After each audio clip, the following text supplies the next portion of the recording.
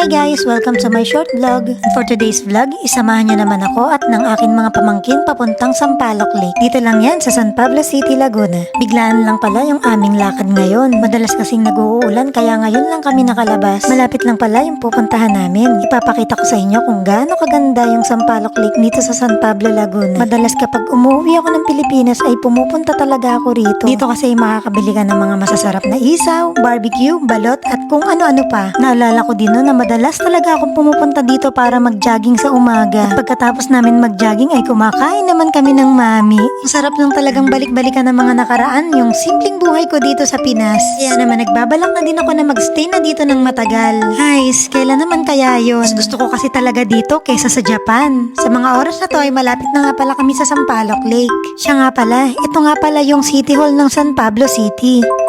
So guys, dito nga pala ay nakababa na kami ng Sampaloc Lake. Tignan nyo guys, sobrang ganda. Ang dami ko ngang nakikita mga vlogger dito na ibinablog ang lugar na to. Nakita ko nga rin pala dito yung classmate ko nung high school.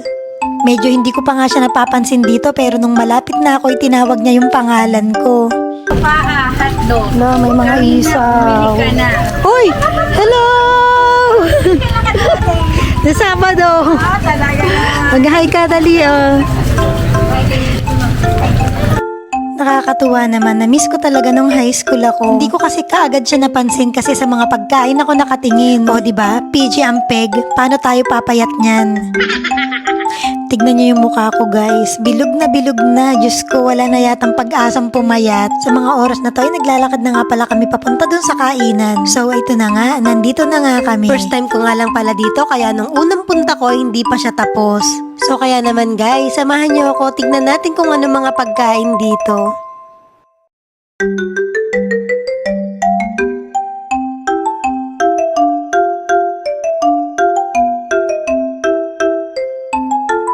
Guys, napapansin nyo ba?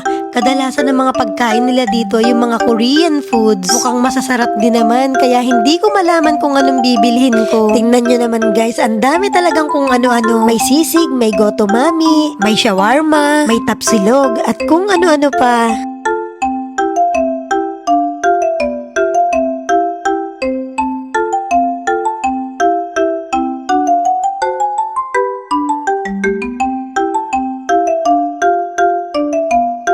So yun nga guys, dito sa gilid ay nakita ko nga pala itong scramble kaya ito agad ang naisip kong bilhin. Namiss ko kasi ito nung high school ako, mahilig akong bumili ng scramble. Pero ngayon ay may iba't ibang toppings na siya sa ibabaw. Hindi na katulad noon na may gatas at chocolate lang. Siya nga pala, dito nga pala ay umorder na rin ako ng Ilocos empanada. Ito daw yung sikat at patok na empanada ngayon. Kaya naman o-order na ako at titikman ko na. Extra meat nga lang pala yung in-order ko dito, yung tigna 90 pesos lang. Kaya guys, panoorin natin kung paano nila gawin. Ay nako, grabe talaga. Amoy pa lang ay gutom na ako.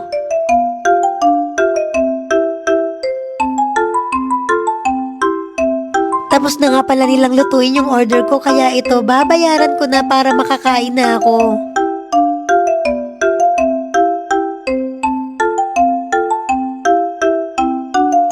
Tumikim nga din pala ako dito ng isang isaw kasi mamaya o-order pa ulit ako dun sa classmate ko. Mabilisang kainan lang pala to kasi mamamasyal pa kami sa iba. Sa mga oras na to ay tapos na nga pala kaming kumain. Kaya naman pumunta kami dito sa harap ng lake para pagmasdan ng paligid. Sobrang laki na nga ng improvement nitong Sampaloc Lake na ito kasi dati hindi ito ganitong kaganda.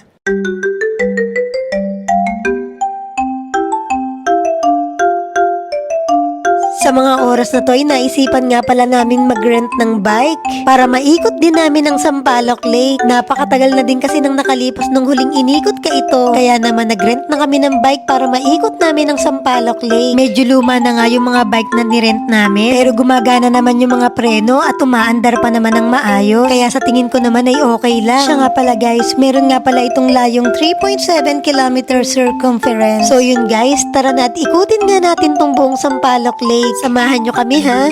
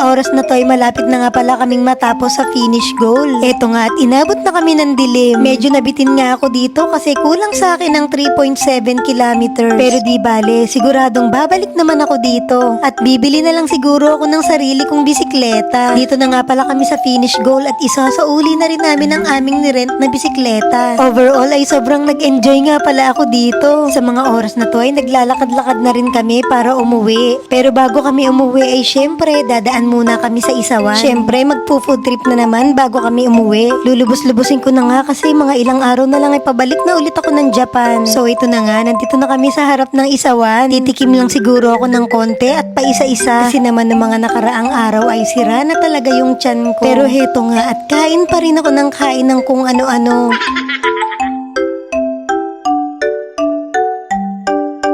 Ito na nga pala yung mga in-order namin at iniihaw na nila. Ang sarap talagang kumain ng mga ganito kapag paminsan-minsan lang. Lalo na't hindi naman ako nakakatikim ng mga ganito sa Japan. Siya nga pala may nakita nga pala akong ganito. Ito yung kinukulaya na parang nagpe-paint ka. Bumili nga ako ng 2 para ipasalubong sa anak ko para bitbitin sa Japan. Nakakita nga rin pala ako ng balot dito sa may gilid at kumakain nga yung kapatid ko. Hindi ko na nga rin naisipang bumili kasi nakatikim naman na ako. Unang araw ko pa nga lang dito sa Pinas ay bumili na ako ng balot. Kaya naman tama na yon. At least nakatikim naman ako. So ito na nga, nakakita nga pala kami ng maliit na lamesa at mga upuan dito sa gilid. Kaya dito na lang kami pupwesto.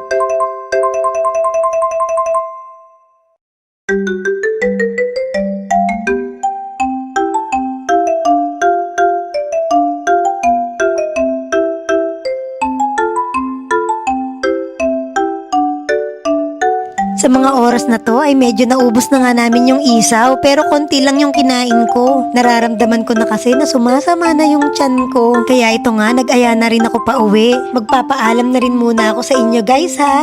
Salamat sa pagsama. So paano? See you guys on my next video. Bye!